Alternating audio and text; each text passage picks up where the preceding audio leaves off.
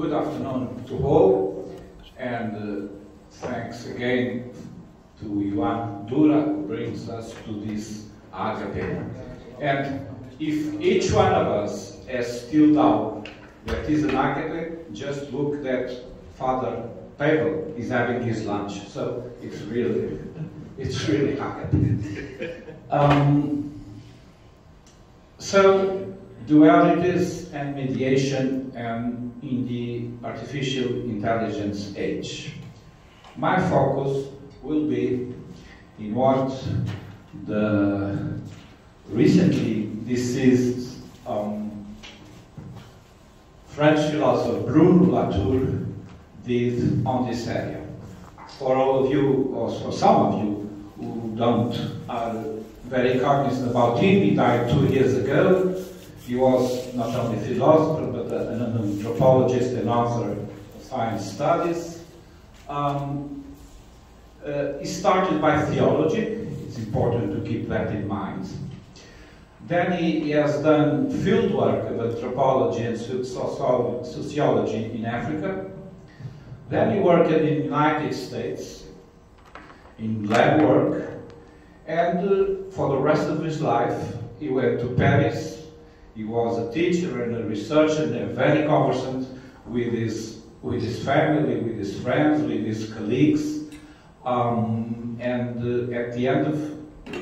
the end of his life, he received the Olberg Prize, which, as you know, is a sort of equivalent of the Nobel Prize for social sciences.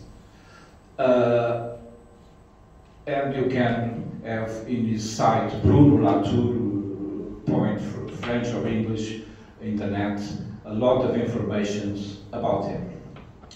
I just put here, because they are in Romanian, some of his translations of his book in Romanian.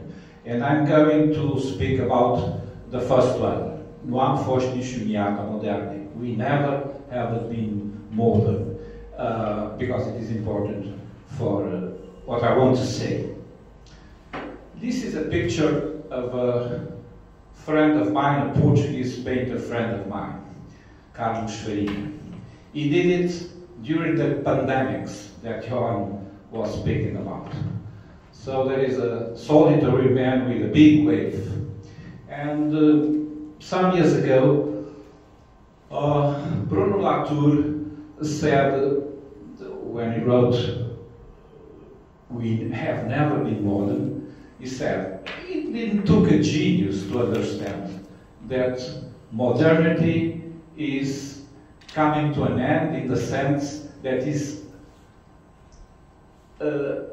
very difficult to establish the frontier between humans and non-humans. What is a virus? Is it life? It is non-life? It is human? It is nature? That is the meaning of these waves which we encounter, which we confront both with nature and now with digital.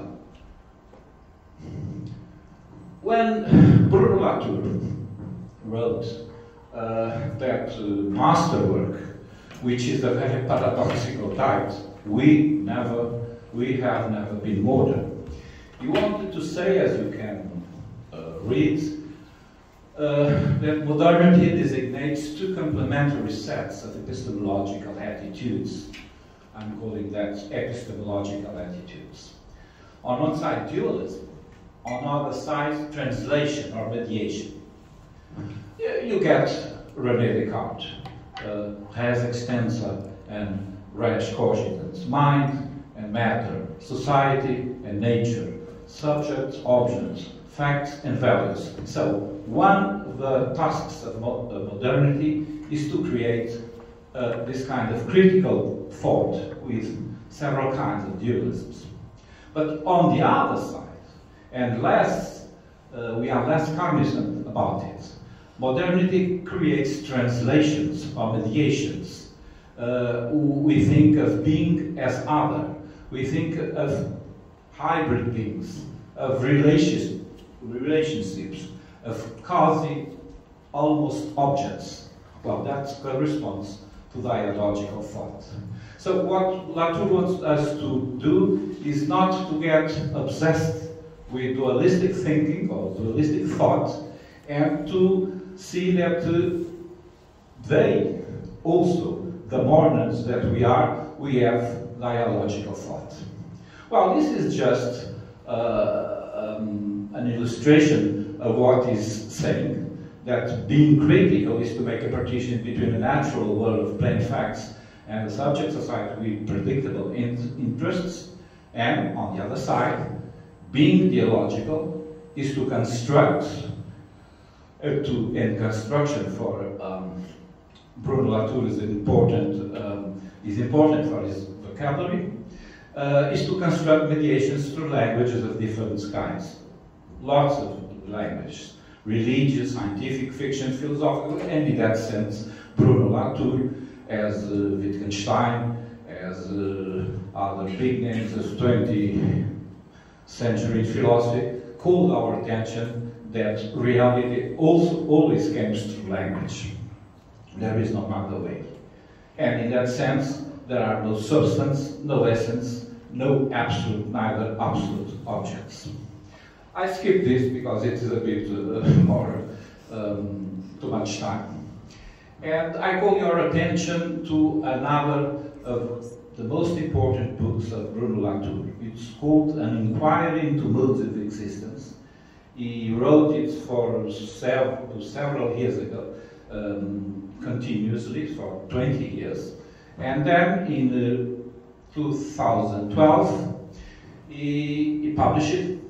And it is about that predominant modern descriptions of human experience are faulty, he says, as they apply an exiguous concept of experience, not full human experience, because they only enhance precisely duality and substance, but they miss mediation and rationality. And the particularity of this book, very difficult to work indeed, is that it gives us a kind of toolbox, a dialogical toolbox, to experiment several modes of existence. I'm not nominating all of them, there are 15, it could be more, but he says it is enough to get the big picture, metamorphosis, reference, religion, organization. Let's take care of what reference is. It will be important to follow what he says afterwards.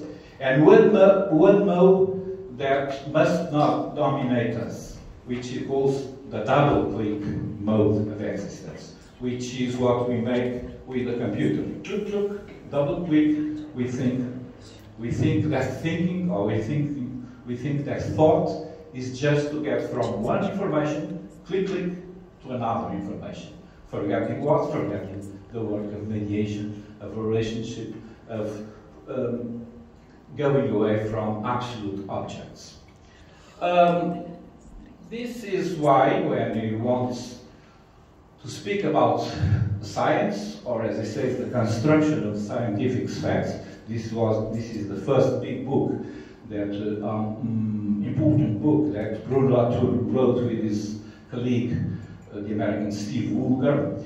As he says, following Alfred North Whitehead, which became one of his references, we must free ourselves from the fallacy of misplaced concreteness, that only primary qualities, nuclear particles, chemical elements, and so on, that supposedly they describe reality, and that secondary qualities building our world are a subjective whim. Precisely, we're speaking about the importance of our vision, touch, hearing, all that characterize our flesh and body are important for our knowledge of the world.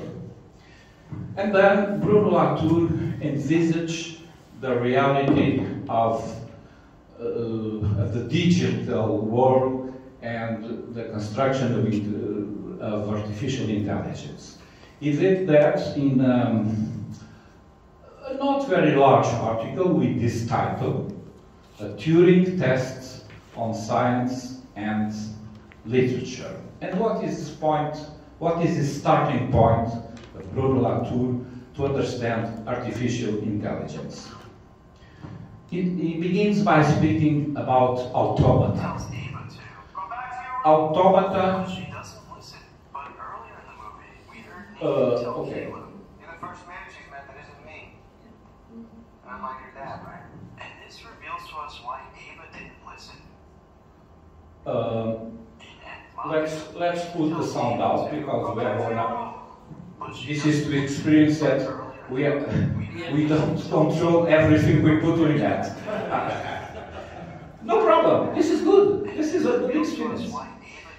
Automata fascinate human imagination because they complicate all our ideas about the obligatory choice between autonomy and construction. Look, it happened. I was not happening that the movie was with sound.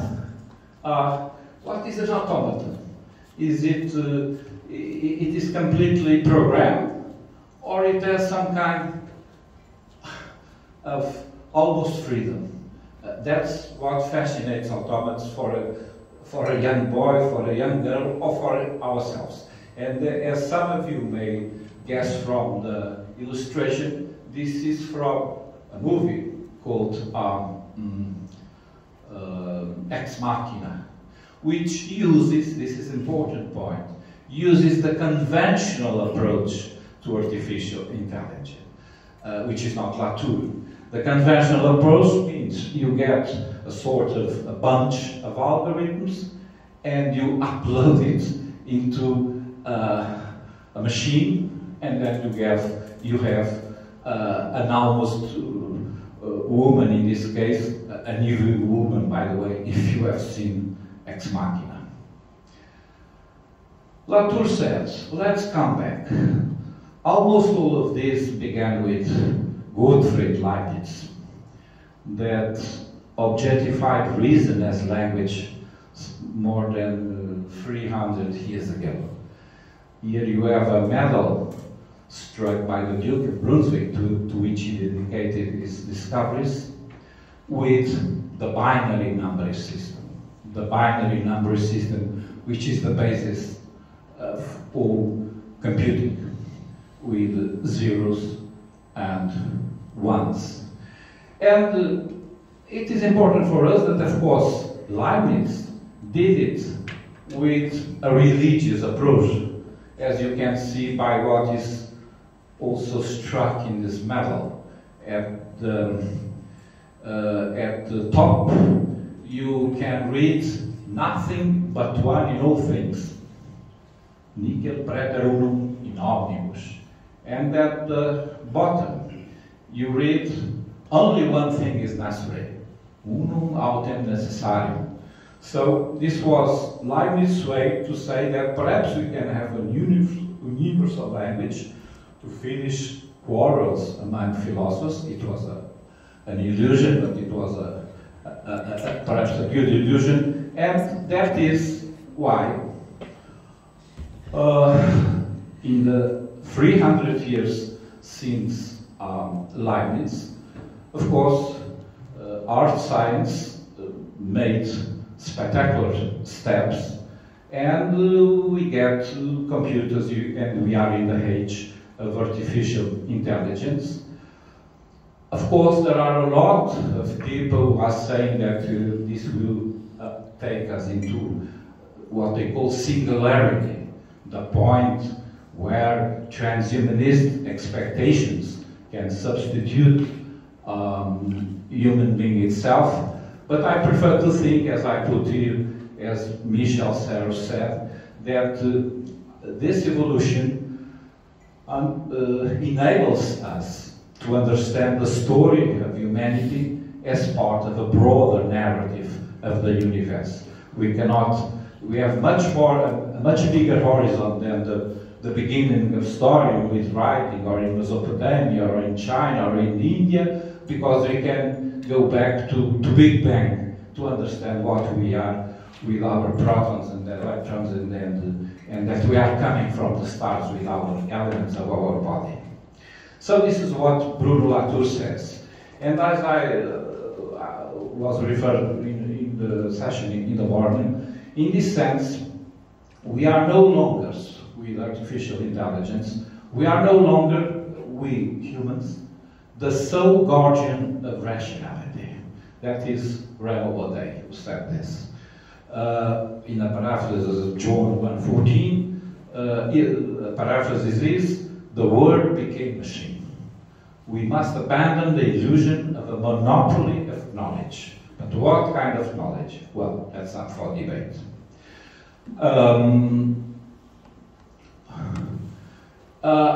What Bruno Latour does in that article about the Turing machine, in the first part of his paper, he praises very much Richard Powers. Perhaps some of you have been reading Powers, and particularly his book called Bewilderment some years ago. And last year he published The Hover Story, which got the Pulitzer Prize in the United States. And I put it as a curiosity, the Romanian translation of Bewilderment, which has this title, Louis Mide. And why does Bruno appraises Powers? Because this novelist offers an alternative vision to those postmoderns who are dependent upon the old modern dualisms. Okay, as Leibniz thought us, reason and language may be objectified in the form of an algorithm. They may inhabit non-human bodies, as Turing did with his computer, not only Turing, but especially him. Yet, does that give us an augmented humanity? This is why Latour, in one of his less known but most important books called Rejoicing, in French, Réjubilé, perhaps his most important work on religion, he helps us to understand why religion is not about reference, but about creating presentation presentation and proximity. Mixing what he says in these former books with this, what do we understand by God in pre-modern times? Pre-modern times where theologies and philosophies were created. The word God in pre-modern ages served as the premise of all argument. In a sense, there were no atheists in pre-modern time, in a sense. It could be translated as the indisputable framework of ordinary existence. Instead, in modern age, what does mean God? Well, dualism enters the show, and the modern dualist trend implies pitting the term God against the term non-God. And yet, both are valid formulae for translating everyday reality. Remember again Leibniz with theodicy. What was Leibniz trying to do with theodicy? No, okay, evil is justified because at the end it will be everything good. Okay, but we see a child with trisomy 21, we see continuous wars, we see suffering. Okay, where is God? It is just as present as non-God. That is the modern language. And then the postmodern, they say, for many of our, Bruno Latour says, for many of our contemporaries, expressions such as non-existence of God, banality of the world, indifferent matter as opposed to mind, market consumerism, are almost synonymous. And that is very important for Bruno Latour to say, if we want to be religious, we must change our language. Those who are religious and those who are against religion. Why?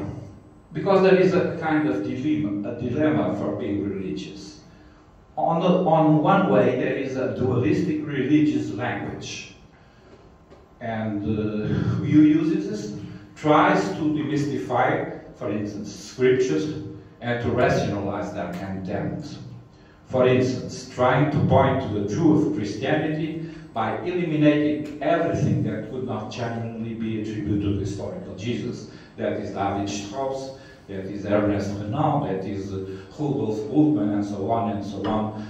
deconstruction as much as you can with a historicist view. But on the other side, there is a dialogic religious language. And this one suggests that the felicity conditions of the scriptures reside in the permanent chain of continuous additions by later interlocutors. For instance, in Paul's epistles, which apparently appear before the Gospels themselves, each generation adds a novelty to the original Jesus message. Of course, I concentrated in Christianity because it's kind of personal persuasion. I think similar considerations could be done to other religions. So the problem to Latour is, and I'm approaching the end of my communication, how can we construct religious mediations?